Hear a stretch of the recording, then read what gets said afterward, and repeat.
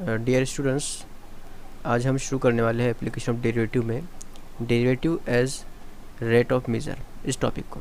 देखिए, इसकी जो प्रॉब्लम हम सॉल्व करेंगे तो इस प्रॉब्लम के अंदर आपको कुछ चीज़ें कुछ बातें याद रखना है। जैसे अगर सपोज़ आपको एक क्वांटिटी दी हुई है ए और आपको उस क्वांटिटी का रेट ऑफ चेंज मालूम करना है। ठीक है, तो रेट ऑफ चेंज मालूम करने के लिए आपको जो क्वांटिटी आपको दी हुई है, जैसे यहाँ पर आपको दिया हुआ है ए, उस क्वांटिटी को आपको डिफरेंशिएट करना होगा विथ रिस्पेक्ट टू टी, अगर आपको रेट ऑफ चेंज मालूम करना है तो, जहाँ पर टी जो है वो टाइम है।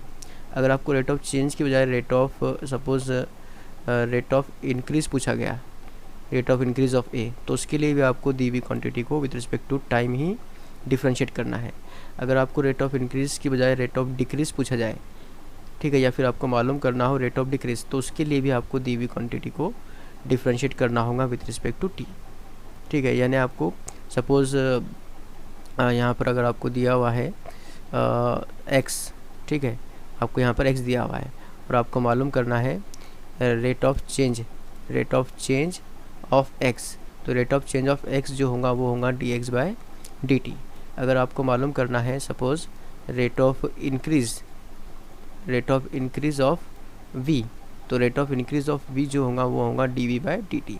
इतनी बातें आपको याद रखना है, तो ज़्यादा मुश्किल नहीं है। रेट ऑफ इंक्रीज़ हो, रेट ऑफ डिक्रीज़ हो या फिर रेट ऑफ चेंज हो, सबके लिए आपको एक ही चीज़ का इस्तेमाल करना है। वो ये है कि जो क्वांटिटीज़ आपको दी हुई यहाँ पर, उसे आपको डिफरेंशिएट कर देना है विद रिस्पेक्ट टू टाइम।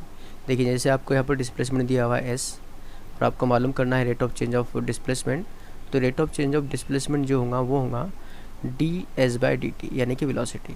अगर आपको v इक्वल टू वेलोसिटी दिया हुआ है और आपको मालूम करना है rate of change of velocity, तो rate of change of velocity जो होगा वो होगा D V by D T, यानी कि एक्सेलरेशन।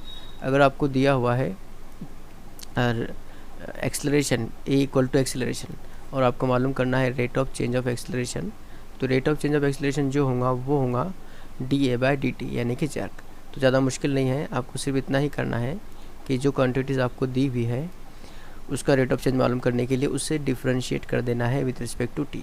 देखिए, यहाँ पर हम एक और मिसाल देखते हैं। मिसाल देखने से पहले जैसे यहाँ पर हम एक्सरसाइज 2.1 सॉल्व करने वाले हैं, तो 2.1 की जो 1 से लेकर 6 एग्जाम्पल थी, ये 6 की 6 एग्जाम्पल जो थी वो equation of tangent and equation of normal पर डिपेंड थी, जो कि हमने हमारे पिछले वीडियोज़ में सॉल्व कर लिए। लेकिन जो 7 से लेकर 16 एग्जाम्पल है वो रेट ऑफ मेजर के ऊपर डिपेंड है। ठीक है, तो हम 1 से लेकर 6 सॉल्व कर चुके हैं और 7 से लेकर 16 हम इन वीडियोज़ में सॉल्व करेंगे आने वाले। और ये 7 से लेकर 16 तक के एग्जाम्पल, ये सबके सब रेट ऑफ मेजर पर डिपेंड होगी। 7वां एग्जाम्पल है एक्सरसाइज 2.1 का, वो आपके सामने है, तो ज़्यादा डिफ़िकल्ट एग्जाम्पल्स ये नहीं होते। देखिए, यहाँ पर 7वां एग्जाम्पल जो है वो है अ particle moves along the curve 6y equal to x square plus 2. Find the point on the curve at which y coordinate is changing at time as fast as x coordinate. तो देखिए यहाँ पर क्या मामला है। यहाँ पे प्रॉब्लम ऐसी है कि जो आपको दिया हुआ है, सबसे पहले देखिए यहाँ पर आपको एक कर्व दिया हुआ है 6y equal to x square plus 2, ये कर्व दिया हुआ है। ठीक है, यहाँ पर एक्स स्क्वायर लिखा हुआ है, कुछ टेक्स्ट बुक में आपको यहाँ पर 6y equal to x cube plus 2 इस तरह से देखने को मिलेगा, जो कि सही है। 6y equal to x cube plus 2 यही सही है, लेकिन क्योंकि कुछ टेक्स्ट बुक में 6y equal to x square plus 2 भी दिया हुआ है, तो हम दोनों टाइप के एग्जाम्पल सॉल्व करेंगे। हम इसको भी सॉल्व करेंगे और इसको भी सॉल्व करेंगे। तो फिलहाल हम एक्स स्क्वायर प्लस 2 इस टॉपिक को सॉल्व करते हैं। तो हमको दिया हुआ है 6y equal to x square plus 2, ये इक्वेशन ऑफ कर्व दी हुई है। हमको मालूम क्या करना है, we have to find point. देखिए, हमको पॉइंट मालूम करना है। पॉइंट का मतलब ये है कि जो पॉइंट होगा उसके कोऑर्डिनेट हमको मालूम करना है, यानी जो हमको मिलेगा वो एक्स वाई के फॉर्म में होगा, उसके अंदर एब्सिसा भी होगा और ऑर्डिनेट भी होगा। और पॉइंट के ताल्लुक से क्या मालूम करना है, जो पॉइंट हमको दिया हुआ है उस पॉइंट के ताल्लुक से ये दिया हुआ है कि we have to find point on the curve at which Y coordinate is changing eight time as fast as X coordinate, यानी जिस पॉइंट को हमें मालूम करना है उस पॉइंट के ऊपर वाई कोऑर्डिनेट चेंज हो रहा है फास्ट एक्स कोऑर्डिनेट की बनिस्बत। कितना फास्ट चेंज हो रहा है, तो 8 गुना फास्ट चेंज हो रहा है।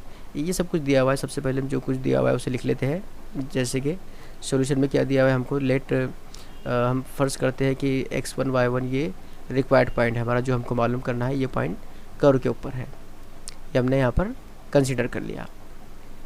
अब हमको दिया हुआ क्या है, पॉइंट के ताल्लुक से हमको दिया हुआ है कि जो y कोऑर्डिनेट है, y coordinate is changing eight time fast as x coordinate, ये हमको दिया हुआ था। ये पॉइंट हमने फर्ज किया और इस पॉइंट के ताल्लुक से हमको ये सब कुछ दिया हुआ है। तो सबसे पहले हम मालूम कर लेते हैं rate of change of y coordinate. Rate of change के बारे में हमने अभी भी शुरू में बात की। रेट ऑफ चेंज कैसे मालूम करते हैं, हमको यहाँ पर y का रेट ऑफ चेंज मालूम करना है, तो y का रेट ऑफ चेंज होगा dy/dt, ये इसका रेट ऑफ चेंज हो गया। वैसे हम मालूम करेंगे rate of change of x coordinate, तो rate of change of x coordinate होगा dx/dt। ठीक है, अब जो रिलेशन दिया हुआ है उसकी मदद से हम एक इक्वेशन बनाएंगे। यहाँ पर x कोऑर्डिनेट में जो चेंज हो रहा है यानी कि dy/dt वो फास्ट है x कोऑर्डिनेट की बनिस्बत, यानी हम यहाँ पर लिख सकते हैं as per given condition dy/dt is equal to 8 into dx/dt। इसको हम इक्वेशन नंबर 1 कंसिडर करते हैं।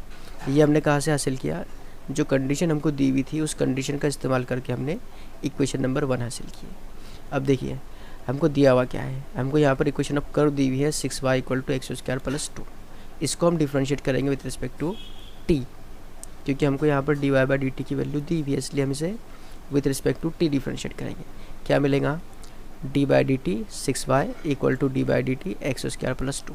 6y का डेरिवेटिव होगा 6 इंटू dy/dt और x² + 2 का डेरिवेटिव, x² का डेरिवेटिव 2x होगा और 2 का डेरिवेटिव होगा 0, तो 2x इंटू dx/dt। क्योंकि यहाँ पर हम देख रहे हैं यहाँ पर कि जो x है जिससे हमें with respect to t differentiate करना है। ठीक है, तो इसको हम ऐसे लिख सकते हैं 3 dy/dt is equal to x dx/dt। यहाँ पर हमने 6 को और 2 को कैंसिल किया।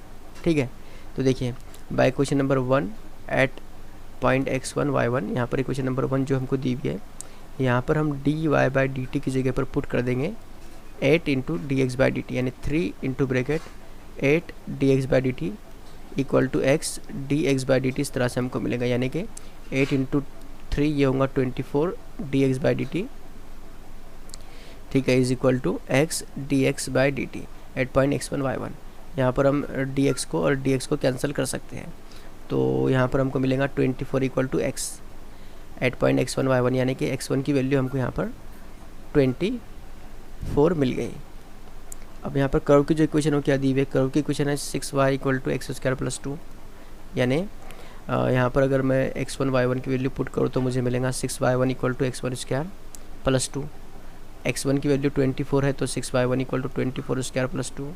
ठीक है, यानी कि मुझे यहाँ पर मिलेगा 6y1 इक्वल टू 576। ये जो 24 का स्क्वायर है 576 होता है +2, यानी कि आप इसे सॉल्व कीजिए तो आपको यहाँ पर y1 की जो वैल्यू है वो 289/3 इस तरह से मिलेंगे। ये कैलकुलेशन ज़्यादा डिफ़िकल्ट नहीं है, इसलिए आप उसको इस तरह से लिख सकते हैं। ठीक है, इसके बाद जो हमको मालूम करना था वो हमारे सामने है। y1 की वैल्यू 289/3 एंड x1 की वैल्यू x1 24। तो जो हमारा रिक्वायर्ड पॉइंट है वो है x1 y1 इक्वल टू 24 289/3। ये वैल्यू हमको कब मिली, जब हमने 6y की वैल्यू को x² + 2 कंसिडर किया। अब देखिए सेम क्वेश्चन है जिसके अंदर x² की जगह पर अब हमको क्यूब देखने को मिलेगा, तो हम उसे भी सॉल्व कर लेते हैं। जैसे यहाँ पर ये प्रॉब्लम को देखिए, question number 7, a particle moves along the curve 6y equal to x³ + 2। Same वही क्वेश्चन है, सिर्फ यहाँ पर स्क्वायर की जगह पर आपको क्यूब देखने को मिला। तो चलिए इसे हम सॉल्व करते हैं। सॉल्यूशन में सबसे पहले हम कंसीडर करेंगे let x1 y1 be required point on the given curve. इसके बाद में जो कंडीशन दी हुई है वो कंडीशन हम लिखेंगे। क्या कंडीशन दी हुई है, y coordinate changing eight time fast as x coordinate, ये हमको दिया हुआ है। इसके बाद rate of change of y coordinate ये होगा dy/dt। ठीक है, इसके बाद में rate of change of x coordinate ये होगा dx/dt। इसके बाद जो कंडीशन दी हुई है उसको हम यूज़ करेंगे और दोनों के दरमियान में रिलेशन लिखेंगे जो कि है dy/dt equal to 8 into dx/dt। इसे इक्वेशन नंबर 1 देंगे। यहाँ तक के तो बिल्कुल सेम वही प्रॉब्लम है जो इससे पहले हमने सॉल्व किया। ठीक है, इक्वेशन ऑफ कर्व कंसिडर करते हैं। इक्वेशन ऑफ कर्व क्या दिया हुआ है, तो 6y इक्वल टू x³ + 2। यहाँ पर x² + 2 था जो हमने इससे पहले सॉल्व किया उसके अंदर। ठीक है, तो अब इसे डिफ्रेंशिएट करेंगे with respect to t। Differentiate करने के बाद आपको यहाँ पर मिलेगा d by D t, 6y equal to d by D t x cube plus 2। तो 6y का डेरिवेटिव होगा 6 into d Y by D t equal to यहाँ पर एक्स क्यूब का डेरिवेटिव होगा 3x square t x by D t plus 0। तो वो लिखने की ज़रूरत नहीं है।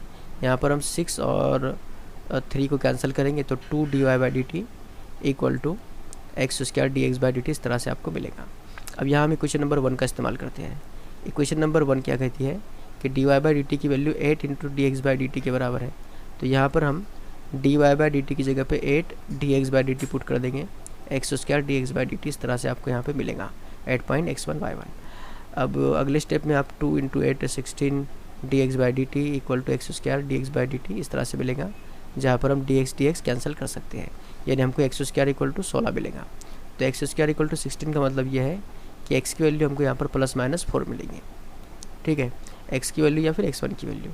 तो चलिए हमको यहाँ पर x1 की वैल्यू मिल गई प्लस माइनस 4। ठीक है, तो यहाँ पर इक्वेशन ऑफ कर्व हमको दी हुई है 6y equal to x cube plus 2। x1 y1 की वैल्यू यहाँ पर पुट करने पर 6y1 equal to x1 cube plus 2 हमको मिलता है।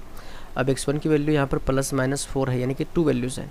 तो 6y1 equal two plus minus 4 bracket cube plus 2 इस तरह का पार्ट अपने को देखने को मिलेगा। 6y1 एक बार हम इसकी वैल्यू 4 प्लस 4 रखेंगे, एक बार माइनस 4 रखेंगे, यानी कि हमको 6y1 प्लस माइनस 64 प्लस 2 इस तरह का पार्ट मिलेगा।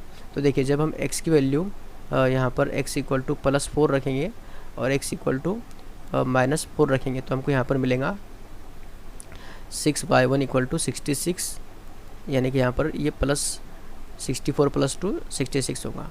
और यहाँ पर जब हम x की वैल्यू माइनस 4 रखेंगे तो माइनस 64 प्लस 2 यानी कि 6y1 इक्वल टू नेगेटिव 62। अब इसे सॉल्व करना है तो y1 की वैल्यू हमको 11 मिल जाएगी यहाँ पर, और इधर ये मिलेगा 3y1 इक्वल टू नेगेटिव 31, क्योंकि ये 2 से तो डिवाइड हो जाएगा लेकिन 3 से डिवाइड नहीं होगा। तो यहाँ पर हमको y1 की वैल्यू मिलती है नेगेटिव 31/3, यानी जो हमारे रिक्वायर्ड पॉइंट है, एक तो हमको नेगेटिव 4 नेगेटिव 31/3 मिला और जो दूसरा है वो मिला 411। तो यहाँ हमारा क्वेश्चन नंबर 7 कम्प्लीटली सॉल्व होता है।